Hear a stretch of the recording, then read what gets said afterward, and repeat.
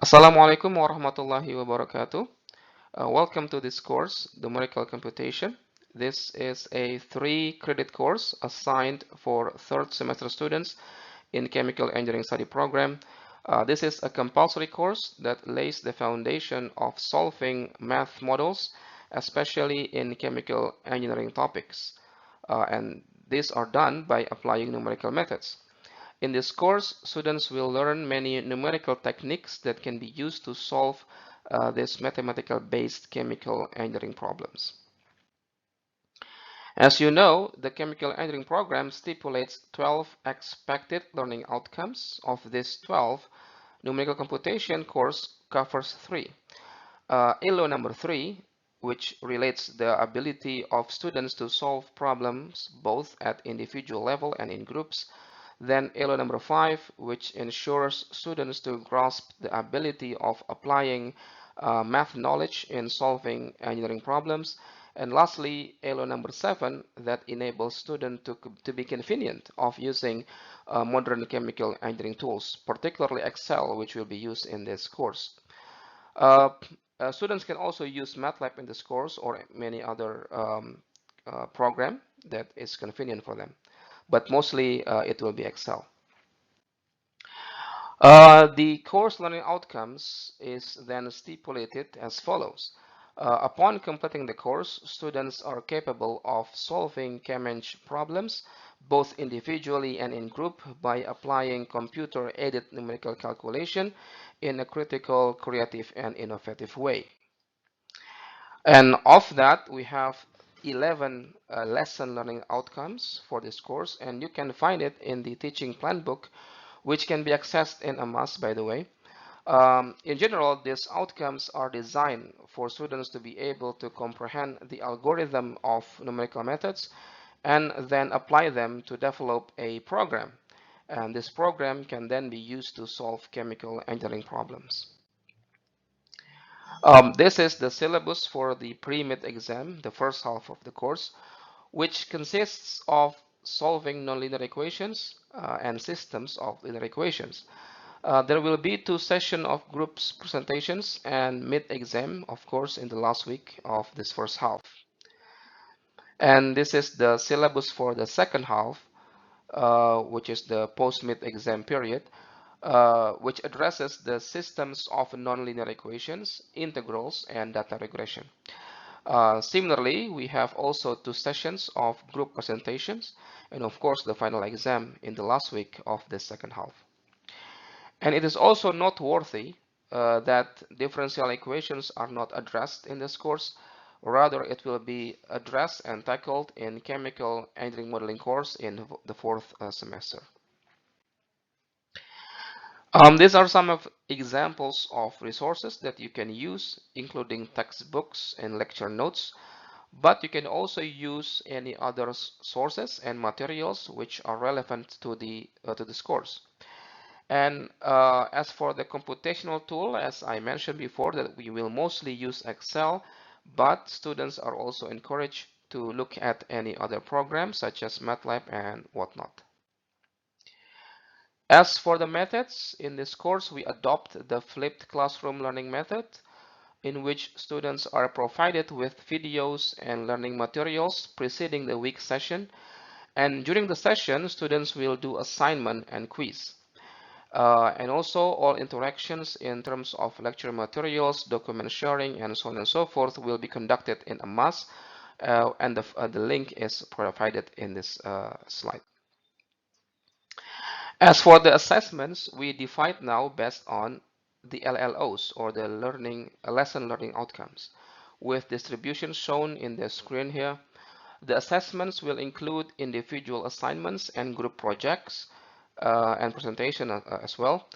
And there is an important note here that late submissions are generally not acceptable except for some valid reasons that can be verified. And I think this information is all you need for this course, and I will see you again in the next video.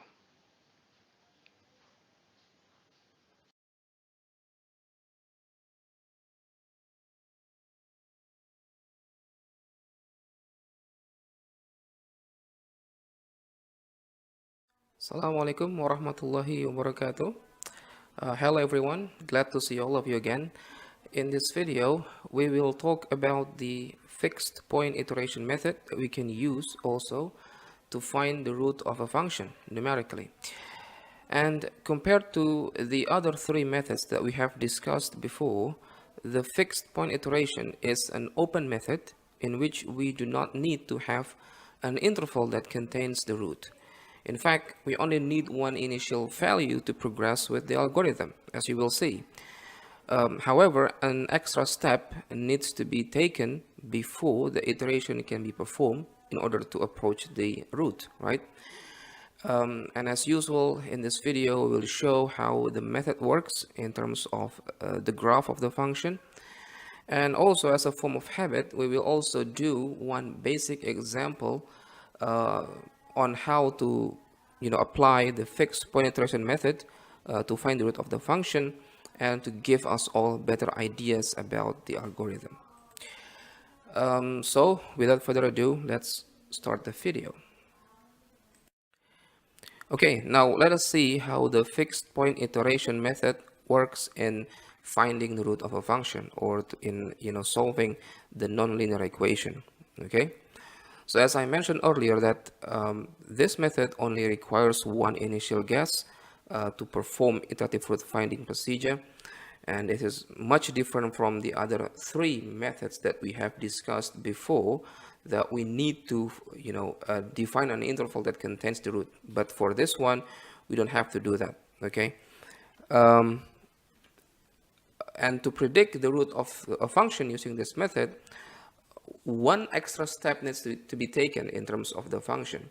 So we have to rearrange the function, okay, from f of x equals 0, such that we have this implicit expression of x. Okay, so we rearrange f of x equals 0 to x equals some expression g of x.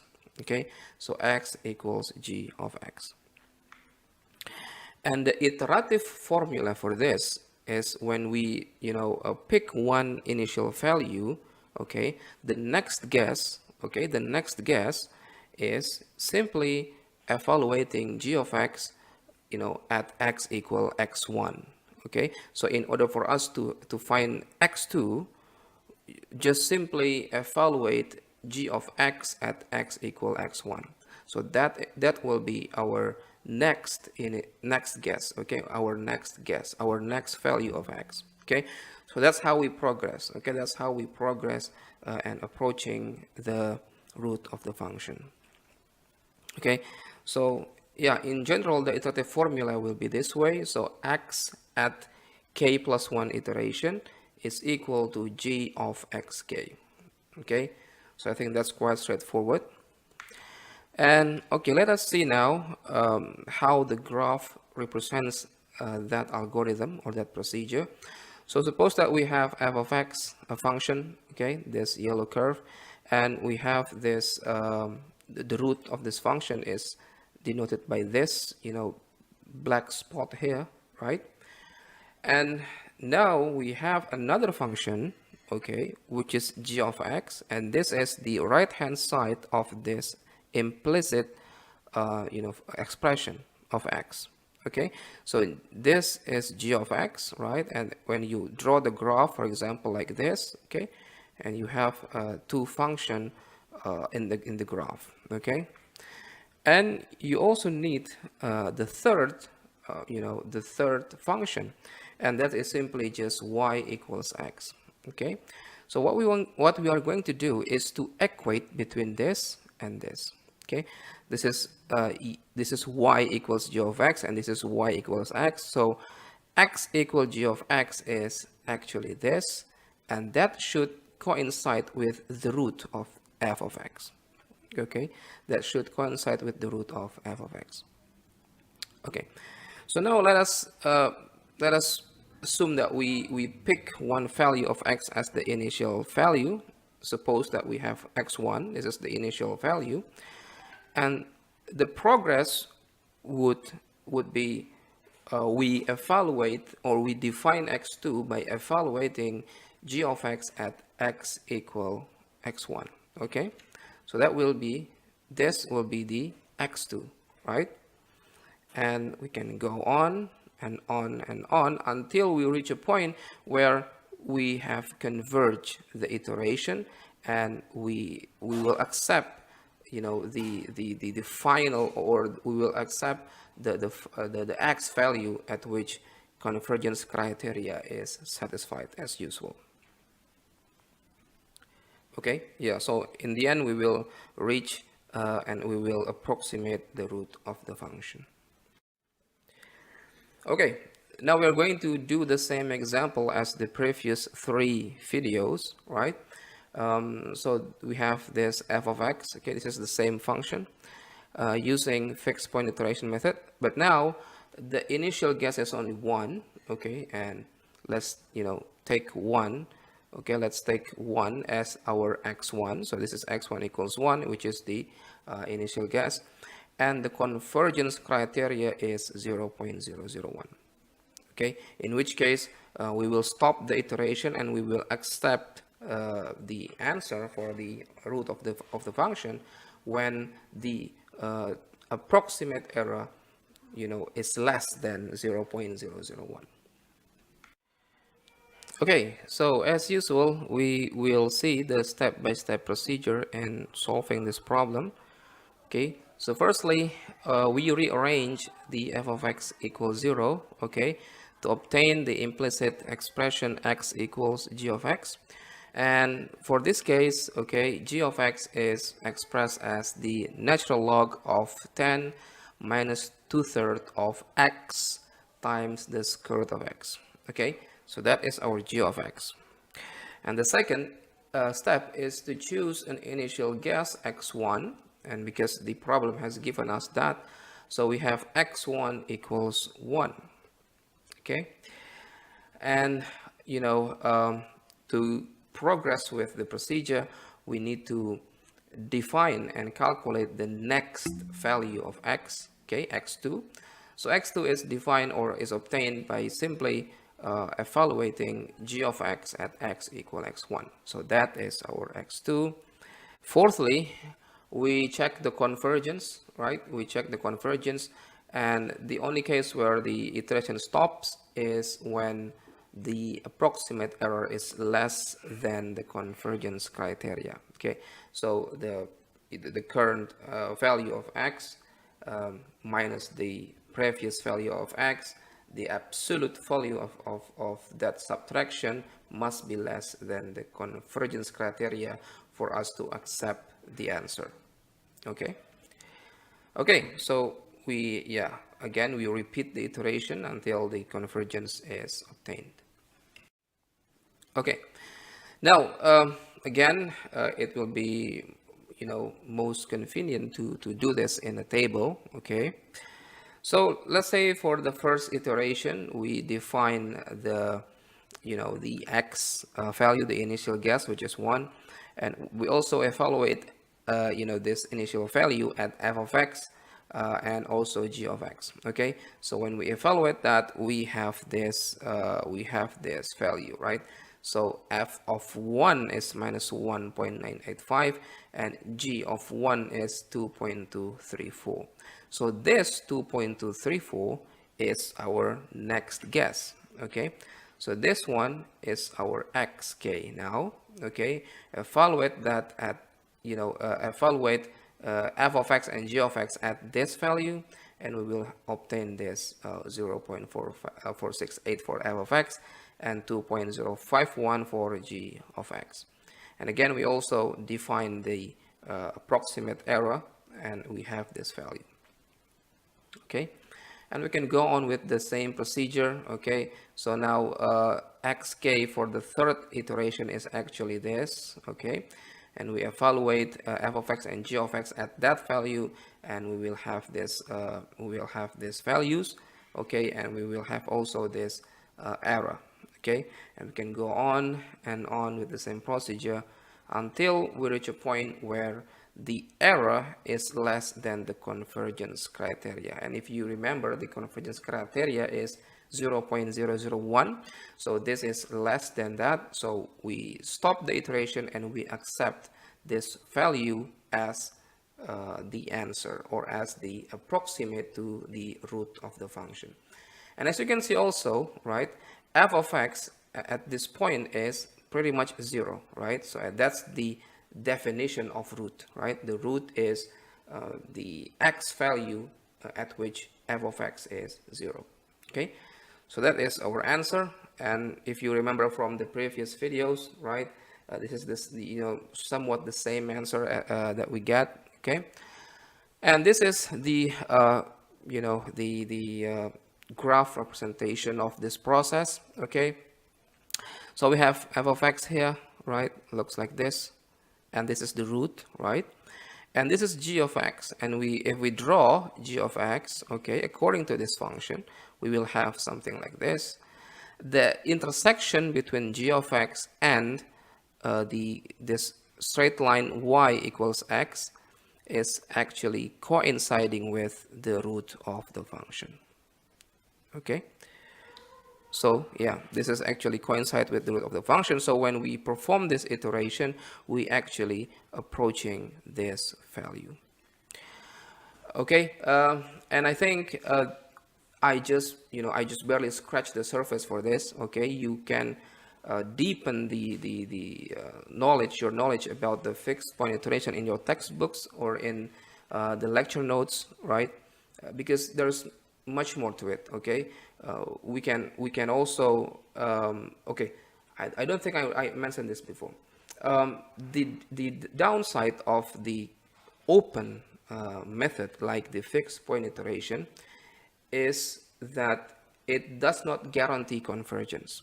Okay, it is unlike the closed methods like in bracket method, in bisection, and in false position method. We guarantee convergence because we have contained the root in an interval. Okay, but in this case we do not contain the root in an interval. Okay, we start with one initial value, and that could lead also to divergence, not convergence.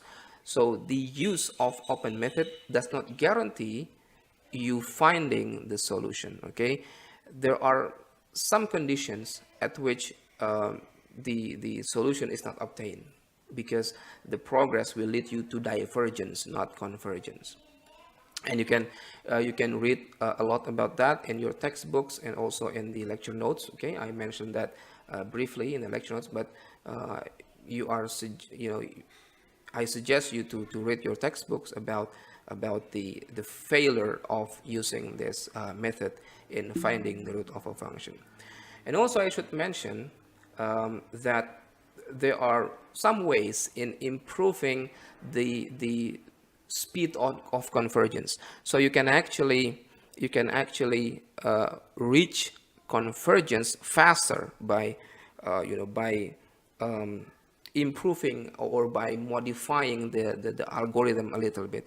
So for example, you can use the Weckstein correction for this fixed point iteration, and you can look that up in your textbook and see how it works and how effectively it improves the result. Okay, so I think that's it for this video, and I'll see you on the next one.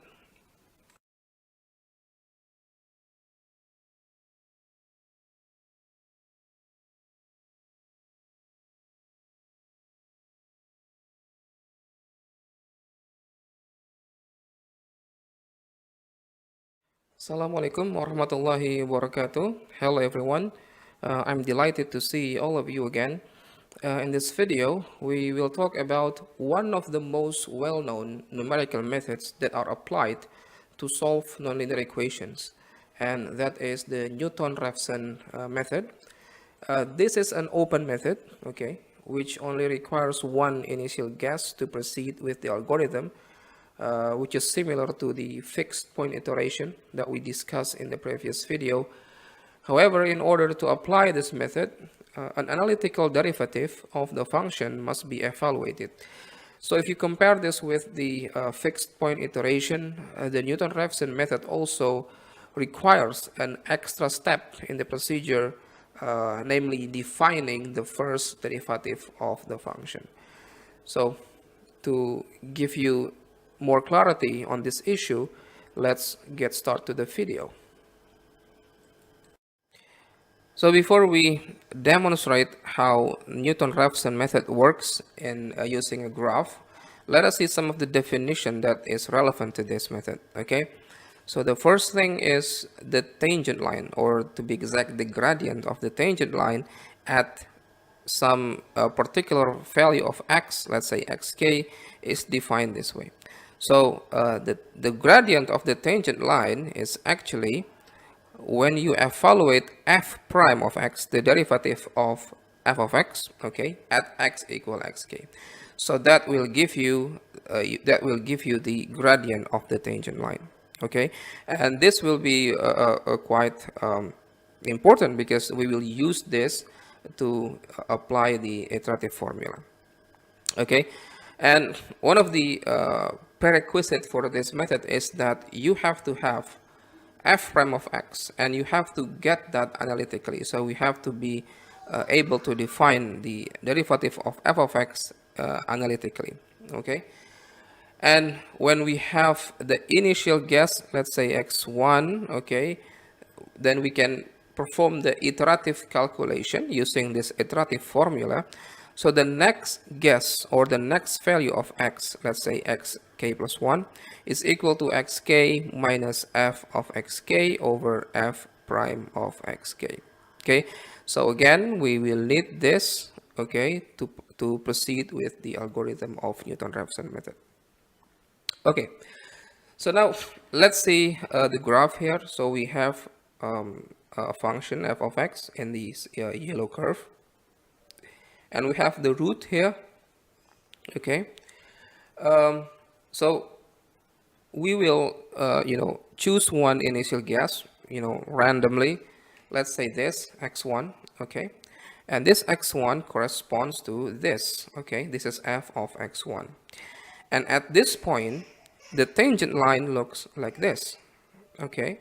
The tangent line looks like this, and the gradient of this tangent line is simply just f prime of x1, okay. And the thing which we must see is the intersection between this tangent line with the x-axis, okay, and that will be our next guess, x2, okay. This will be our next guess, x2, okay. So as you can see that by applying this method, we are approaching the root of the function, okay. So we start with x1 and we go to the left to the direction of the root, okay. So we have x2, and we repeat the procedure again, okay. We evaluate the derivative of the function at x2, and we have the tangent line, okay, and we have the next guess, and so on and so forth until we reach a point where we close enough to the root and we accept the solution as the acceptable approximate of the root of the function. So as usual, we will use one basic example to show you how this method works. And again, this is the same example as before, and the initial guess is given, okay. This is x1 equals 1, and the convergence criteria is also given, and that is 0.001, okay. So we are with the same example for every method. The idea is for you to compare between methods, and you can see that which method gives you better results, okay, in terms of the closeness to the actual root, or with respect to the speed of convergence, okay. So you can compare between methods, okay. And again, this is not meant to be generalized using this example, but at least in this one particular example, you can compare between the methods. Okay, to answer this problem, or to solve this problem, again, we will do this in a step-by-step procedure, okay. So firstly, you have to evaluate the derivative of f of x, okay? And the function is simple enough for you to, define or evaluate the f prime of x. So we have this result for the f of x, for the f prime of x, okay? And secondly, we choose an initial guess x1, okay? And then we evaluate f prime of x1, f prime of x at x equal x1. So we have x1 to be 1, and we evaluate the derivative of f of x, okay, f prime of x at x equal 1. So we have this value. Okay, this is for the first iteration, right, the first calculation. And then we apply the iterative formula to produce the next value of x, x2, okay, using this formula. This is quite straightforward. And we check the convergence, okay, we check the convergence by, comparing or by evaluating the approximate error of the calculation, okay. So compare the next guess with the current guess, and compare that with the convergence criteria, and you know where to stop, okay. And again, you repeat these steps from 1, 2, 3, 4 until the convergence criteria is satisfied. Okay, so as usual, we will solve this problem using a table. Okay, so we will tabulate the calculation that we have performed, and the ingredients for this is that we need to have the function itself, okay, which we have, and also we define the f prime of x, or the derivative of this function, okay. And again, we also use this iterative formula, okay, the iterative formula to define xk plus 1. Okay, so for example, in the first iteration, okay, the initial value or the initial guess is 1, okay, and when we evaluate f of x at x equal 1, we have this value, and then we also evaluate f prime of x at x equal 1, and we have this value, okay. The approximate error has not yet been defined because we only have one initial guess at this point, so we don't define anything in this column, okay. And for the second iteration, okay, this value, okay, this value here is the next guess, the next value of x, and we obtain this by applying this formula, okay. So x2 is equal to x1 minus f of x1 over f prime of x1, okay. So we have this value, and again, using this value, we evaluate f of x and f prime of x, okay. And at this point, we can define the approximate error, okay. So again, this is still far higher than the convergence criteria, so we continue the calculation, okay. So the third iteration, it looks like this. So this value again is coming from this formula, okay. So this is x3, right? So x3 is x2 minus f of x2 over f prime of x2, okay. So we have this value, and then again we repeat the calculation over and over again. So until we have this, okay. So at this point we stop because the approximate error is now less than the convergence criteria, so we can stop and we can accept this, this last xk to be the approximation for the root of the function. And as you can see that f of x is 0, right? This is necessary as the definition of the root of the function, okay, because the root of the function is the x value that gives 0 value of f of x. So this is our result in this case. And as you can if you recall from the previous videos, the value is quite similar, right? Okay, so yeah, that is the solution for this problem using Newton-Raphson method. I hope this is helpful, and I will see you again on the next one.